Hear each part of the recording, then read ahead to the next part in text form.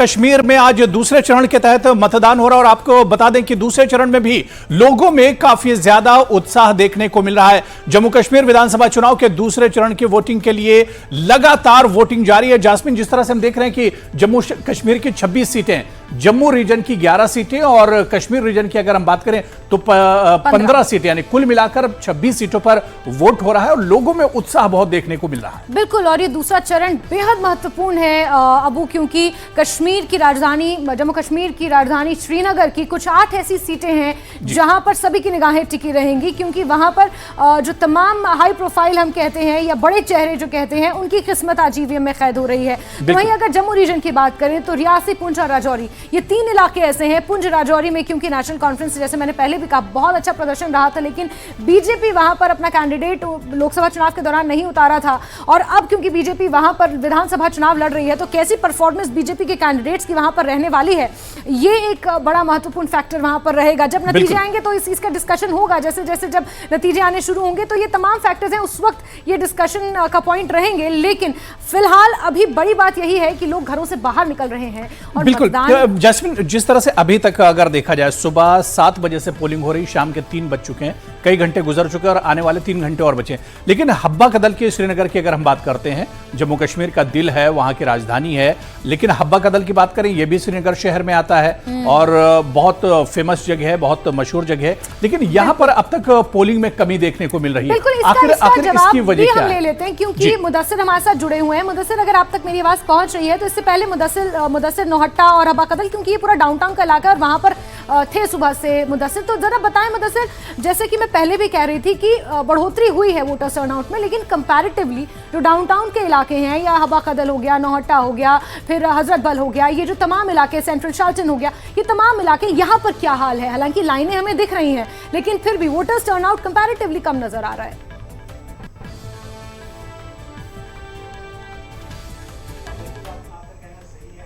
को नकारा नहीं जा सकता है कि जिन एरियाज में लो परसेंटेज रहती थी, यानी कि 0% भी, जिस तरह से हमने कहा कि वहां पर इस बार जो है पोलिंग रिकॉर्ड की गई, और जिस तरह से ये डाउनटाउन के एरियाज है, इनकी एक जो है एक तो बाइकआउट का असर भी पहले रहता था, तो उस वजह से हम यूं कह सकते हैं कि एक आदत भी बनी है कि वोट ना डालने की। और दूसरा ये भी हो सकता है कि जो मेन सिटीज में सिटी सेंटर्स है और वहां पर लोगों का बिजनेस वगैरह जो है, तो अक्सर और बेशतर ये देखा जाता है कि इस तरह के लोग जो है दिन को कमाते हैं और शाम को वापस घर लौटते हैं, खाते हैं, तो ये भी एक वजह हो सकती है कि जो लोगों का एम्प्लॉयमेंट जो है उसको, वो भी एक वजह बन सकती है कि जो ये पोलिंग परसेंटेज है कदरे कम रही है इन इलाकों में। और दूसरा, जिस तरह से हमने अक्सर लोगों से बात की, तो उनका ये कहना है कि उनके वोट न डालने से कोई फर्क नहीं पड़ता है, क्योंकि बाद में जिस तरह से पॉलिटिशियंस को चुना जाता है, जो असेंबली नुमाइंदे वहां पर जाते हैं, तो वो फिर वही नेपोटिज्म या फिर जो ब्लू आइड पर्सनस है उनको रिझाने की कोशिश करते हैं, तो इस वजह से लोगों में कहीं ना कहीं वो नाराजगी भी दिखती है। लेकिन ऐसे लोगों को ये बात भी समझनी जरूरी होगी कि उनके वोट न डालने से कुछ भी हासिल नहीं होगा, क्योंकि गवर्नमेंट फिर भी बनेगी, असेंबली नुमाइंदे फिर भी चुनेंगे। हाँ, ये बात जरूर है कि अगर वो लोग वोट डालते हैं तो एक अच्छे नुमाइंदे को असेंबली में भेजा जा सकता था, एक अच्छे नुमाइंदे को वो चुन सकते थे, जो कल लोगों की उम्मीदों पर खराबी उतरने की कोशिश करता है। मुदस्सिर, और ये मौका बार बार नहीं आता, और इस वजह से कहा जाता है कि एक एक वोट जो है वो कीमती होता है, क्योंकि ये मौका बार बार नहीं आता है। लोगों को ये समझना चाहिए, अभी भी वक्त बचा है और न्यूज़ 18 लगातार यही अपील कर रहा है लोगों से कि अगर अभी तक आपने वोट नहीं डाला तो अपने घरों से निकलिए और वोट कीजिए। मुदस्सिर, दोबारा से आपके पास आएंगे, लेकिन हमारे साथ जम्मू कश्मीर की इस वक्त बहुत अहम शख्सियत हमारे साथ जुड़ी हुई है। हमारे साथ फारूक रंजू शाह साहब इससे पहले भी हमारे साथ जुड़े थे और फारूक साहब एक बार फिर हमारे साथ जुड़े हैं। साबिक ब्यूरोक्रेट्स हैं, पॉलिटिकल एनालिस्ट हैं, जम्मू कश्मीर को बहुत अच्छे से जानते हैं, क्योंकि फारूक रंजू शाह जी ने कई किताबें जैस्मिन लिखी हैं जो कश्मीर के ऊपर ही हैं। फारूक रंजू शाह साहब, आपका बहुत इस्तकबाल है न्यूज़ 18 में। फारूक रंजू शाह साहब, क्योंकि जम्मू कश्मीर को आपने बहुत करीब से देखा है, खासतौर से कश्मीर को, आज कश्मीर में जो लोगों में उत्साह है, जोशो खरोश है, बड़ी तादाद में लोग घरों से निकल रहे हैं, सिर्फ मर्द हजरात नहीं बल्कि खवातीन भी बड़ी तादाद में निकल रही हैं, क्या इस तरह का माहौल, जम्मू कश्मीर का चुनावी माहौल, क्या इससे पहले कभी आपने देखा है? देखिए, लास्ट टाइम भी आपके साथ गुफ्तगू होगी और इस वक्त पूरी इंडोर्समेंट हो रही है उन चीजों की जो मैंने भी उस वक्त कहा था और आपने भी यहां पे बयान किया था कि कश्मीर में ओवरऑल डेमोक्रेसी जीत रही है। डेमोक्रेसी की ये फतह है और ये वही शहर है जिस शहर में बाहर ताबूत लगाए हुए थे और कहते थे कि जो वोट डालेगा और बाहर उसका ताबूत इंतजार करता है। ये वही शहर है और इस वक्त सेंट्रल कश्मीर में हो रहा है। और इस तरह लोगों का निकलना नो डाउट इस वक्त शहर खास में, क्योंकि बहुत लोग इसको समझने चाहिए, स्पेशल सिटी शहर खास जिसमें मैक्सिमम खानियार आ रहा है, हजरत बल आ रहा है, हबा कतल जिसकी आप अभी जिक्र कर रहे हैं वो आ रहा है, बटमालू के भी हिस्से आ रहे हैं, ईद का कंप्लीटली आ रहा है। तो यहाँ पे ये भी देखने की जरूरत है कि जब बहुत जबरदस्त लोगों का हर जगह निकले 50 के ऊपर परसेंटेज पे, रीजन क्या है जो इसको रिप्रेजेंट कर रहे थे पिछले कई दहाइयों से कंटिन्यूसली 47 से जो ये शहर खास को रिप्रेजेंट करने वाले थे कि वो इस माहौल में लोगों को क्यों नहीं निकाल पाए हैं अभी तक। ये भी आगे बढ़ जाएगा तो उंगलियां उठती है उन तमाम लेजिस्लेटर्स पर जो लेजिस्लेटर्स आज तक रिप्रेजेंट करते आए हैं शहर खास को, क्योंकि शहर जो है ये एक मंबा रहा है हमारे कश्मीर के इतिहास का, तारीख का, और ये हमेशा कैपिटल रहा है और हर वक्त हर सदी में इसने वो रोल, इस इनकलाब भी यहाँ पे आ रहे हैं, मोहब्बत के इनकलाब, प्यार के इनकलाब। ये क्या बात है, इसके लिए मैं जिम्मेदार उन रिप्रेजेंटेटिव को ठहराता हूं जो आज तक इस शहर को रिप्रेजेंट करते आए। बिल्कुल बिल्कुल फारूक साहब, आपका दोबारा हम रुख करेंगे और इस बीच राजनीतिक विश्लेषक अहमद अयाज साहब भी हमारे साथ जुड़ चुके हैं। अहमद साहब, आपका भी बहुत बहुत इस्तकबाल करती हूँ, स्वागत करती हूँ। शहर खास की बात को ही आगे लेकर जाऊंगी, आप कैसे देख रहे हैं शहर खास में आज बढ़ चढ़कर वोटिंग हो रही है, कंपैरेटिवली लोग ज़्यादा घरों से बाहर आ रहे हैं, सिर्फ पुरुष नहीं बल्कि खवातीनें भी घर से बाहर आ रही हैं, आप कैसे देख रहे हैं?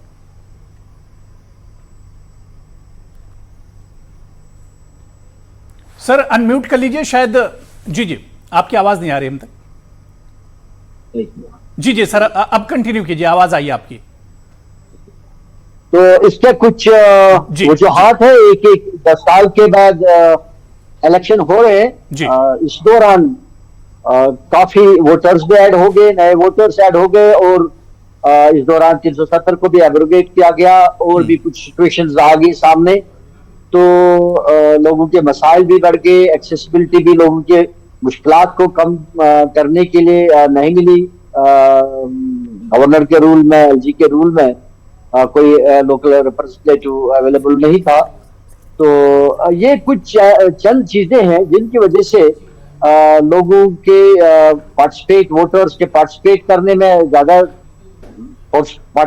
में एक मदद हो गई। और दूसरा ये कि कैंडिडेट्स भी बहुत सारे हैं, लोकल कैंडिडेट्स है बहुत सारे आ रहे हैं। एक तो हो गया नॉर्मल जो ट्रेडिशनल पॉलिटिकल पार्टीज है, उसके अलावा लोकल भी बहुत सारे आ गए कैंडिडेट्स भी इंडिपेंडेंटली आ गए। और इसके अलावा बीजेपी और कांग्रेस के अलावा जो कभी कभी इलेक्शन लड़ भी थे यहाँ जम्मू कश्मीर में, इसके अलावा और भी कुछ बाहर के पार्टी, जम्मू कश्मीर से बाहर भी पॉलिटिकल पार्टीज इलेक्शन में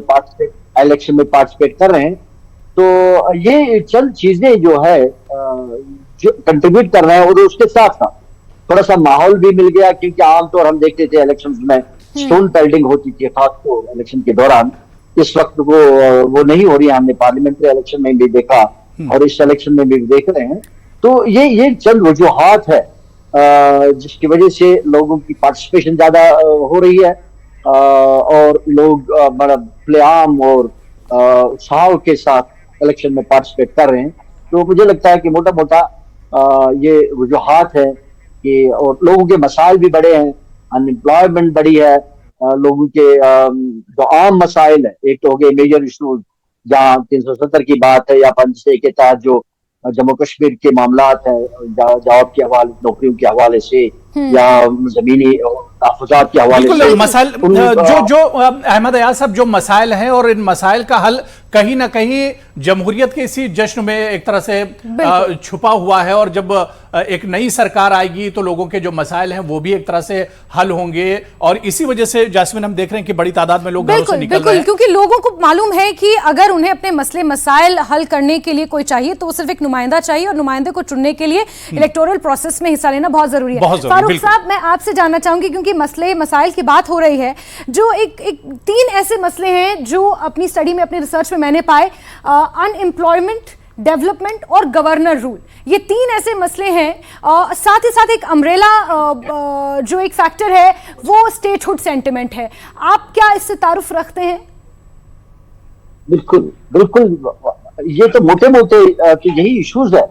नौजवान जो है वो देखिए, अभी हमारा जो जम्मू कश्मीर का अनएम्प्लॉयमेंट है काफी बड़ा हुआ है जी। और नौजवान जो है जम्मू कश्मीर के, अभी आप देखो कि मंशियात की तरफ भी जा रहे हैं, कि उसका यही एक वजह कि यहाँ एक एम्प्लॉयमेंट का इशू है, और दूसरा जो भी हालात यहाँ पैदा हुए उससे लोगों को एक घुटन सी भी महसूस हो रही है, और चूंकि लोगों के मसाइल बढ़ गए, बिजली के हवाले से काफी मसाइल बढ़ गए, बिजली अवेलेबल इवन समर मंथ्स भी नहीं है, जो हमने पहली बार देखा है, इससे पहले भी नहीं होता था। हाँ, विंटर्स में यहाँ बिजली की कमी रहती है, लेकिन समर में नहीं रहती थी, और इसके साथ साथ लोगों के टैरिफ बढ़ गए। तो ये जो डायरेक्टली लोगों के साथ